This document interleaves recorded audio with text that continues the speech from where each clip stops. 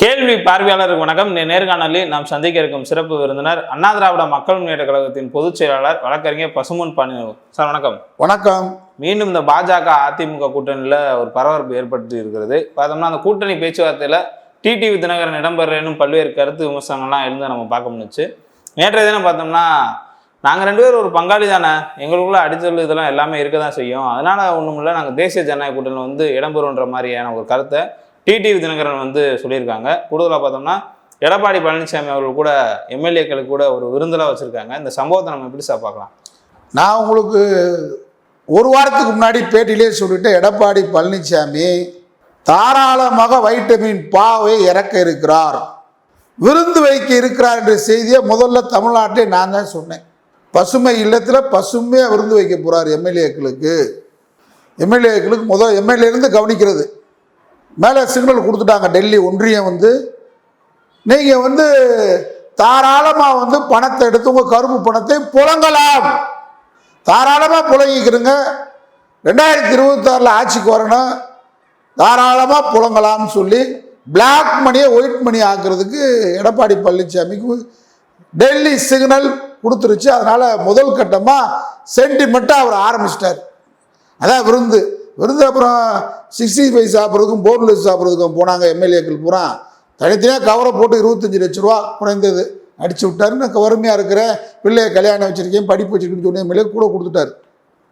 தாராளமாக வாழட்டும் நம்முடைய எம்ஜிஆர் தொண்டர்கள், அம்மாவுடைய தொண்டர்கள் நல்லா இருக்கட்டும், எங்கே இருந்தாலும் வாழ்க, சிறப்பாக இருக்கட்டும், அது நமக்கு ஒன்றும் வருத்தம்லாம் இல்லை. நான் தான் அதை சொன்னேன். நீ அடுத்து மாவட்ட செயலாளர் பொதுக்குழு உறுப்பினர்களுக்கெல்லாம் வரப்போகுது, அதனால் அது நீங்களும் தயாராக இருங்க. எல்லாத்துக்கும் இந்த 30 அசம்பிளி முடிஞ்ச உடனே வைட்டமின் பா தான், வேறு ஒன்றும் கொள்கை லட்சியம்லாம் இல்லை, வைட்டமின் பாவை இறக்க போகிறாரு. அதிமுக கூடிய நிர்வாகிகள் தயாராக இருங்க வாங்குறதுக்கு, வாழ்த்துக்கள். இது ஒரு பக்கம். இதில் தினகரன் பேச்சு தான் எனக்கு எப்படி இருக்குன்னு கேட்டால், உன்னை இலையே உனக்கு போடல விருந்தில். தேசிய ஜனநாயக கூட்டணி அமைய போகிறது கூட்டம், அந்த கூட்டத்துக்கும் உங்களை அழைக்கவே இல்லை. நெஞ்சு வலின்னு போய் ஆஸ்பத்திரியில் போய் படுத்துக்கிட்டீங்க. கேட்டால் நெஞ்சு வலியும்ல ஒரு ஒளியும்லன்ட்டீங்க. அமித்ஷா கிட்ட கேள்வி கேட்டாங்க, என்னங்க டிடிவி ஓபிஎஸ் சசிகலாலான்னு, அந்த நான் உள்கட்சி வார்த்தையை தலையிட மாட்டேன்னு சொல்லிட்டு போயிட்டாரு. நீங்கள் தினகரன் சொல்கிற மாதிரி அமித்ஷா இல்லை டிடிவி இருக்காரு, ஓபிஎஸ் இருக்காரு, எடப்பாடி இருக்காருன்னு சொன்னாரா? இப்போ சொல்ல முடியுமா? தினகரன் மாநகரத்தில் அலையக்கூடாது. நீங்களாம் தஞ்சாவூர் சோழ பரம்பரை, உங்களை 4 பேர் தென் மாவட்டத்தில் மதிக்கிறாங்கடா, வீர பரம்பரை அப்படிதான் மதிச்சுக்கிட்டு இருக்கேன். என்ன உங்களை இன்னும் கேவலப்படாதீங்க. என்ன உங்களை சரி அமித்ஷா அப்படி சொல்லுங்க. இப்போ நான் தினகரனுக்கு காலம் கிடல.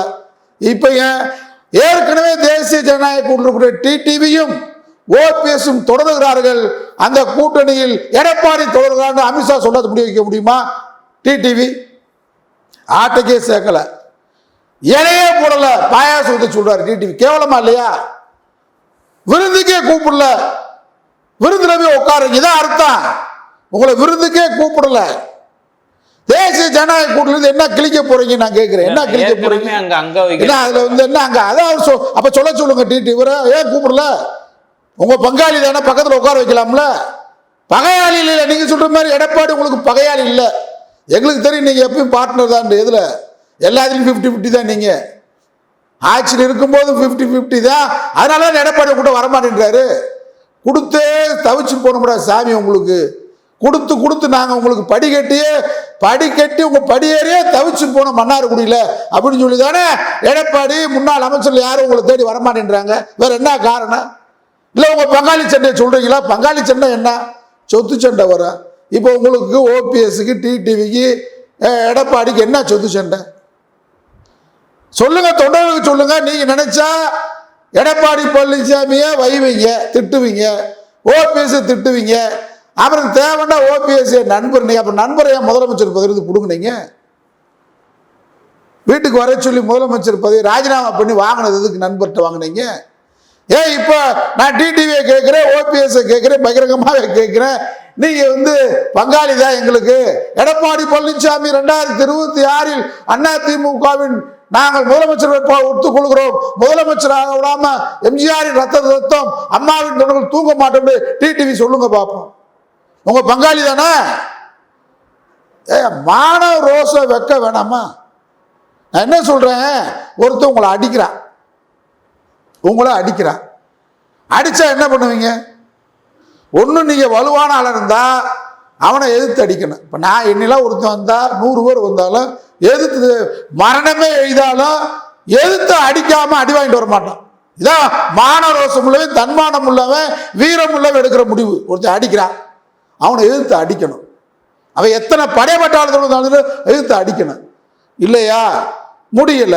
சராசரி மனிதன் என்ன பண்ணுவான்? புகார் கொடுக்கலாம், சட்ட நடவடிக்கை எடுக்கலாம்.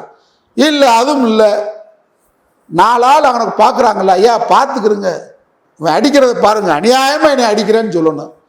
ஆனால் டிடிவியை அடித்து தூக்கி கொண்டு போய் டெல்லி திகார் சைடில் அடைச்சது யாரு? திமுக தீய சக்தின்றீங்க. சரி, எம்ஜிஆருக்கு தீய சக்தின்னு சொன்னார், வெற்றி பெற்றார். புரட்சி தலைவர் அம்மா வந்து எம்ஜிஆரின் தீய சக்தி திமுகன்னு சொன்னாங்க, வெற்றி பெற்றாங்க. நீங்க எடப்பாடி, ஓபிஎஸ் எல்லாம் திமுக தீய சக்தின்னு சொல்றீங்க. உங்களால ஒரு தடவை வெற்றி பெற முடிஞ்சா? கலைஞருக்கு எம்ஜிஆர் இருந்த உறவு நட்பு வேறு, அம்மா நடத்திய பாணி வேறு கட்சிய. உங்களால அதிகம் நீங்க யாரால் பாதிக்கப்பட்டு உங்களை அடிச்சது யாரு ஏன் சொல்ல பயப்படுறீங்க? முதல் உங்களை அடிச்சவன் யாருன்னு சொல்றதுக்கு உங்களுக்கு வெக்கமா இருக்கு, அதை சொல்றதுக்கு உங்களுக்கு துணிவில்லையே. புரட்சி தலைவர் அம்மாவுக்கு பின்பாக, மரணத்துக்கு பின்பாக இரட்டலையை முடக்குனது திமுகவா? தீய சக்தி திமுகன்னு சொல்றீங்களே, திமுகவா பாஜகவா? நான் டிடிவி தயார சத்தியம் பண்ணி அம்மா இல்லத்துல சொல்லுங்க, நீங்க வந்து சொல்லுங்க, அம்மாவுடைய மறைவுக்கு பின்னாடி திமுக தான் எங்களை அழிப்பதற்கு எல்லா நடவடிக்கை எடுத்தது, பட்டிமன்றம் நடத்துவோம். அண்ணா திமுகவை அழிப்பதற்கு திமுக தீவிர முயற்சி செய்ததா, பாஜக செய்ததா? மனசாட்சியோடு சொல்லுங்க. அம்மா நினைவிடத்தில் வந்து எங்களுக்கெல்லாம் சத்தியம், அதெல்லாம் எங்க நம்பிக்கை இல்லை, நீங்க தானே பொழுதுனைக்கு சத்தியம்ன்றீங்க, சத்தியம் பண்ணி சொல்லுங்க பாப்போம். யார் உங்களை அழிக்க நினைச்சது? ரெட்டலையை முடக்கினது யார்? ஆர்கே நகர் தேர்தலில்.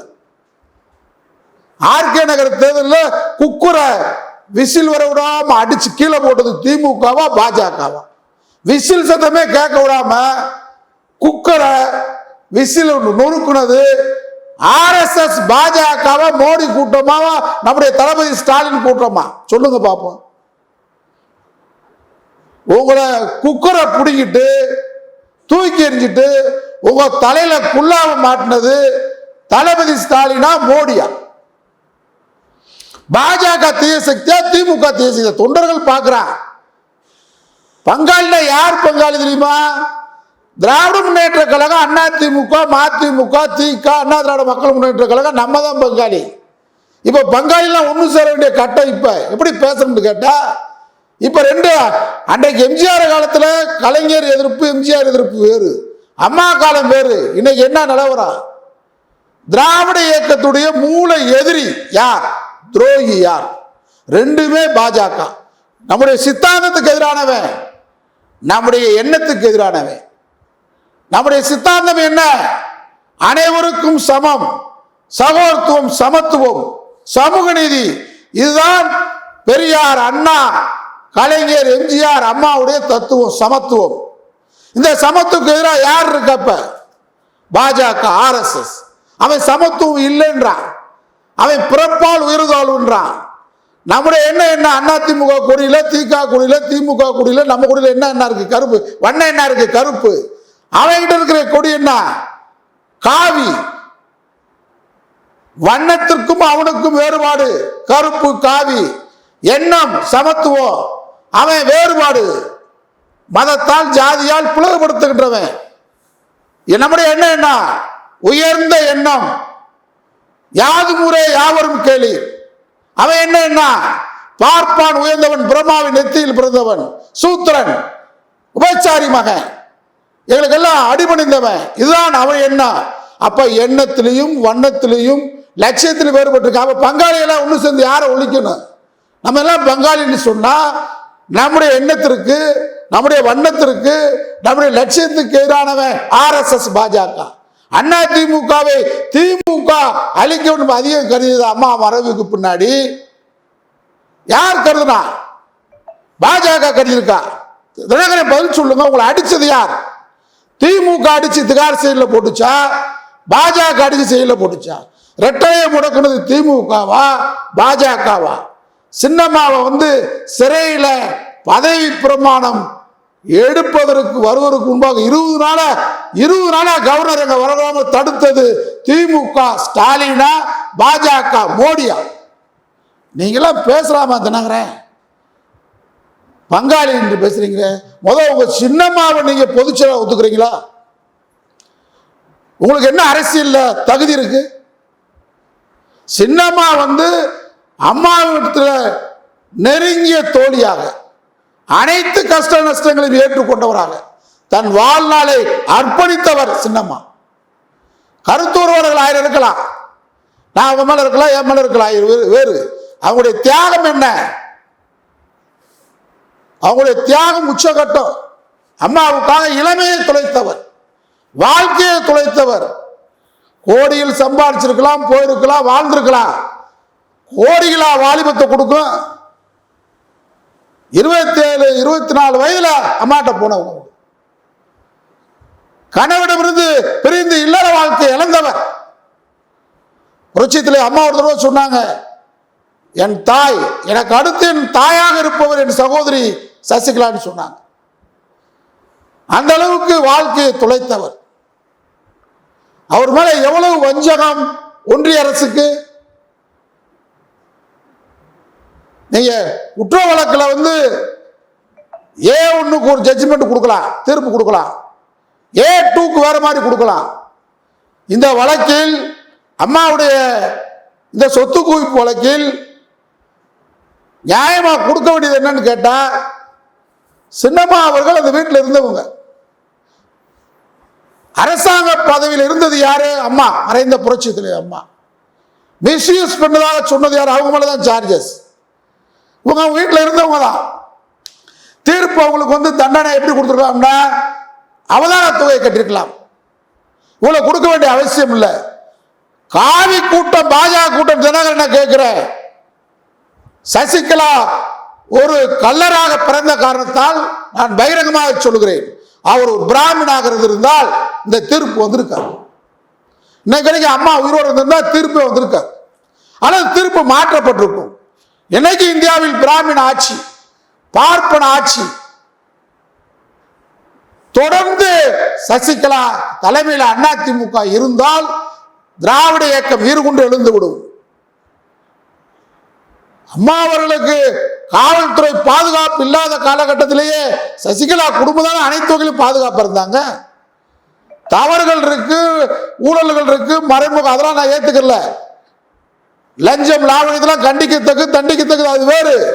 ஆனால் அவள் பிறப்பால், சசிகலாவுடைய பிறப்பை பார்த்து பாஜக அவரை தண்டித்திருக்கிறது.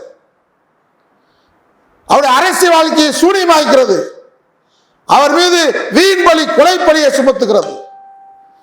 அவர் மீது சுமத்துவதாக திட்டமிட்டு ஒரு முக்குலத்தோடு சமுதாயமே இப்படித்தான். அவருடைய அந்த சமுதாயத்தை இழிவுபடுத்துகிறது பாஜக. முக்குலத்தோர் சமுதாயத்தில் ஒரு பிராமின் நண்பராக இருந்தார். முக்குலத்தோர் சமுதாயம் நன்றி கட்டத்தனமாக அவர் மரணத்தில் சந்தேகத்தை ஏற்படுத்தியிருக்கு. அப்படி சொல்லி ஒரு முக்குலத்தோரை சேர்ந்த பன்னீர்செல்வத்தை விட்டு ஒரு வாக்குமூலத்தை கொடுக்க வைத்தது பாஜக. ஆடிட்டர் குருமூர்த்தி கொடுக்கலையா? வேற யாரும் கொடுக்க கூடாது.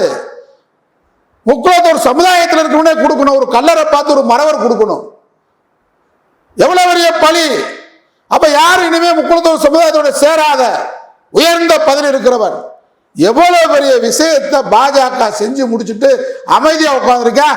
தேசிய ஜனநாயக கூட்டணியில் இருப்போம் சொல்லி மான வெக்கம் சூடு தினகரன் இருக்கான்னு கேட்கிறேன். என்ன பதவி? நாய் பிழைக்கும் இந்த பிழைப்பு பாரதியார் சொன்னார். என்ன பங்காளி சண்டை? யாரை ஒழிக்க வேண்டும்?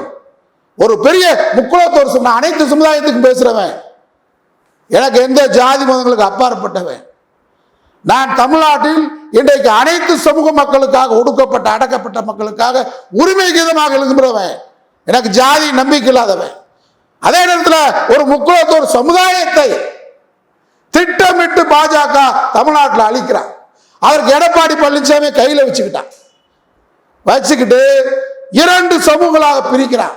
அந்த மக்களும் கொங்கு கன்று மக்களும் முக்குளத்தோறும் அண்ணன் தம்பிகளாக வாழ்கிறோம். தமிழ்நாட்டில் அனைத்து மக்களும் சமத்துவமாக வாழ வேண்டும், சகோதரத்துவம் நிலைக்க வேண்டும் என்பது நாங்கள் பொது வாழ்க்கையில் ஈடுபட்டிருக்கிறோம், பெரியாரின் தொண்டனாக.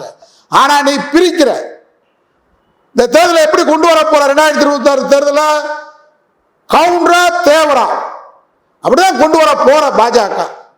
அதற்கு மாநிலங்கட்ட திரும்ப டிடிவி போய் பாஜக ஆதரிக்கிறீங்களா? பாஜக ஆதரிக்கிறதுக்கு என்ன காரணம்? தமிழ்நாட்டுக்கு என்ன செஞ்சிருக்கு பாஜக?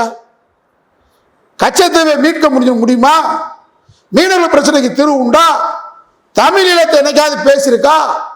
தமிழ் மொழியை ஆட்சி மொழியாக கொண்டு வர முடியுமா? நீதிமன்ற மொழியாக கொண்டு வந்திருக்கா?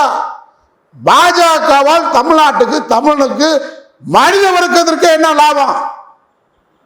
அம்மாவுடைய மறைவுக்கு பின்பாக திட்டமிட்டு சசிகலா அவர்களை சட்ட ரீதியாக பழிவாங்கியதோடு ஒரு ஜாதி லாபி அதிமுக ஜாதி இல்லாத கட்சி. நீங்க புரட்சி தலைவர் சாதாரணமா ராமநாதபுரத்தினுடைய சகோதரர் ரத்த உறவு நிறைகுலத்தான கூப்பிட்டு எம்பி ஆக்குனாங்க. சசிகலா இருந்தாங்க அப்ப. நம்முடைய பட்டியல் சாதியை சேர்ந்தவர். சசிகலா ஜாதி பார்த்து அரசியல் பண்றவரா? நிறைய குலத்தான் சாதாரணமா வீட்டில் இருந்தார் ராமநாதபுரத்தில். அவரை கூப்பிட்டு எம்பி, கட்சிக்கு உழைத்தவர். ஜாதி பார்க்க மாட்டாங்க. காமராஜர் காலத்திலிருந்து சுப்பிரமணியம் நம்முடைய கவுண்டர் மக்கள் முதல்வர் பதவிக்கு வரும் போராடுகிறார்கள். வர முடியல. போற போக்குல சாதாரணமா எடப்பாடி பழனிசாமி முதலமைச்சர் ஆக்குனாங்களே, ஜாதி உணர்வு சசிகலாக்கு இருக்கா? ஜாதி உணர்வு இருந்தா ஒரு திண்டுக்கல் சீனிவாசன், செல்லூர் ராஜு, யாரோ ஒரு ஆளை போட்டு போயிருப்பாங்கல்ல. அது அவங்களுக்கு கிடையாது. அதிமுக அந்த எண்ணம் இல்லை எங்களை போன்றவர்களுக்கு, இங்க இருக்கக்கூடியவங்களுக்கு. ஆனால் பாஜக இங்கே ஜாதியை கொண்டு வட மாநிலங்களை செய்யற மாதிரி கட்சிக்குள்ளே ஜாதியை கொண்டு பிரிவினை ஏற்படுத்தி அமைதியா இருக்க மக்களை பாருங்க. தேவர்கள் ஆதிக்கம் சசிகலா காலத்துல பாருங்க. இந்த பக்கம் உங்க கவுண்டர்ல பழி வாங்கிட்டாங்க அப்படின்னு சொல்றது. இப்ப என்ன செய்யறது? தங்கமணி, வேலுமணி எல்லா மணியும் முன்னேற்றிட்டு இங்க செல்லூர் ராஜு, ராஜனி செல்லப்பா, எல்லா உதயகுமார் எல்லா முக்குளத்தூரும் கீழே தள்ளி விட்டுறது. தள்ளிட்டு தேவரா கவுண்டரா மோதிட்டு இது குளிர்காய போறது யாரு? பாஜக குளிர்காய நினைக்கிறது. அதுக்கு மக்களை இழிச்சாப்பில் ஆக்குறதுக்கு நாங்க நயனா நாயந்தனை போட்டுட்டோம் முக்குளத்தூர்ல. நயனா நாயந்தன் முக்குளத்தூர் சிங்கமா அவரு. முக்குளத்தூருக்கு என்ன அவர் போராடி அவங்க குடும்பம் அவரும் நாட்டுக்கு பாடுபட்டு இருக்காங்க. அதனால ஜாதி ரீதியாக அதிமுகவை இன்னைக்கு சீரழித்தது யார்? திமுகவா பாஜகவா? டிடிவி பதில் சொல்லுங்க. நம்மளாம் ஒரே பங்காளியா இருக்கிறோம்னு சொன்னா நாம் யாரை எதிர்த்து நிற்க வேண்டும்? நம்மை ஜாதி ரீதியாக மத ரீதியாக பிரித்து ஒரு மிகப்பெரிய முக்குளத்தோர் சமுதாயத்தில் பிறந்த குற்றத்திற்காக, அதுவும் தஞ்சாவூர் கல்லராக பிறந்த குற்றத்திற்காக அவர் மீது களவாணி பட்டத்தை சூட்டி, அவர் மீது கொலைப்பழியை சூட்டி, அதுவும் முக்குளத்தோரை சேர்ந்த பன்னீர்செல்வத்தை விட்டு நீ குற்றம் சொல்லுங்கன்னு சொல்லிட்டு இன்னைக்கு நீங்களாம் நாங்க ஒன்னா வரணும்னா மக்கள் உங்களை எச்சரிக்காரி துப்புவான். மூஞ்சில துப்புவானா பின்னாடி துப்புவானா எனக்கு தெரியாது. டிடிவி நீ நினைக்கிற மாதிரி இல்ல. இளைஞர்கள் எழுச்சியோடு இருக்கிறாங்க. பாஜக என்ற அட்டுழியத்தை பார்த்துட்டு இருக்கிற இளைஞர் சமுதாயம். அவன் ஒரு பார்ப்பன ஆட்சி நிறுவனத்துக்காக ஏற்பாடு பண்றான். இங்க இருக்கக்கூடிய எடப்பாடி பழனிசாமியும் செல்லூர் ராஜையும் கேடி ராஜேந்திர பாலாஜியும் OS மணியனை முதல்வர் அமைச்சராக்கிறதுக்காக துடிச்சுக்கிட்டு இருக்கான். பாஜக ஆட்சிக்கு வரணும். நிர்மலா சீதாராமன் முதலமைச்சர் ஆகணும். ஜெய்சங்கர் வரணும். இல்லாட்டி ஆடிட்டர் குருமூர்த்தி வரணும். யாரு இந்தியாவில் பாஜக கட்சி டிடிவி கேட்கிற கூட்டணி கட்சி இந்தியாவில் ஒரு கட்சியை வாழ வச்சிருக்கு சொல்லுங்க பார்ப்போம். இந்தியாவில் ஒரு கட்சியை பாஜக வாழ வச்சிருக்கா? அப்படின்னு தோல்ல போட்டாலே கழுத்தை நெரிச்சிருவான். பாஜக காரன் சாதாரண ஒரு பாஜக சொல்றவன் இருந்தாலே அவன் கூட பழகிறாதீங்க. பழகுனாலே தோல்ல போடுவான். தோலை போட்டாலே கழுத்தை இழுத்து பிடிச்சி கொண்டுருவான். கழுத்தை பிடிச்சு கொல்றவன் தான் பாஜக காரன். எந்த கட்சியை வாழ வச்சிருக்கான் இந்தியாவில்? அதெல்லாம் டிடிவி பேசுறது அயோக்கியத்தனமான பேச்சு. காவாலித்தனமான பேச்சு. நீங்க முதல் ஒண்ணு சேருங்க, உங்க சின்னம்மாவை நீங்க பொதுச்செயலாளர்னு ஒத்துக்கிறீங்க, தலைவின்னு ஒத்துக்கிறீங்க. அவனாலதான் உங்களுக்கு அரசியல். நீங்க என்ன மாணவர் போராட்டத்தில், இந்தியர் போராட்டத்தில் கலந்துக்கிட்டவரா, விலைவாசி போராட்டத்தில் கலந்துக்கிட்டவரா, இல்ல அதிமுகவுக்கு ரத்தம் சிந்தினவரா, இல்ல அதிமுகவுக்கு ரத்தம் சிந்தின காப்பாத்தினவரா? நீங்க யார்? டிடிவி சின்னம்மா வச்சுதான். சின்னம்மாவின் அடையாளம். கோடான கோடி பணம் இருக்கு. தமிழ்நாட்டில் உட்கார்ந்துட்டு விளையாடாதீங்க. கொள்கை விளையாட்டு, கொள்கை போராட்டம், உயிர் போராட்டம் நடந்துகிட்டு இருக்கு. RSS பாஜக காலூர் நினைக்கிறேன். நாங்கெல்லாம் சிங்கிள் டீ எவங்கிட்ட அநியாயமா வாங்கினது இல்லை. தியாகத்தை பண்ணியிருக்கோம். இந்த மண்ணிற்காக உண்மையா இருக்கோம். இந்த மண்ணில் பாஜக வந்துடக்கூடாது. இந்த மண்ணில் RSS நுழைஞ்சிடக்கூடாது. நீங்களாம் அம்மா பேரை சொல்லிட்டு, சின்னம்மா பேரை சொல்லிட்டு, கோடான கோடி பணத்தை கையில வச்சுக்கிட்டு பங்காளி சண்டை, அப்புறம் ஒரு நாளைக்கு அந்த சண்டை, எந்த சண்டையா இருந்தாலும் சரி RSS பாஜக இந்த மண்ணில் நுழையக்கூடாது. அந்த போராட்டத்திற்கு முன்னெடுத்து வாருங்கள். அப்போதுதான் வரலாறு உங்களை மன்னிக்கும். இல்லை என்றால் வரலாறு நீங்கள் காரி துப்பப்படுவீர்கள். நன்றி சார். நன்றி.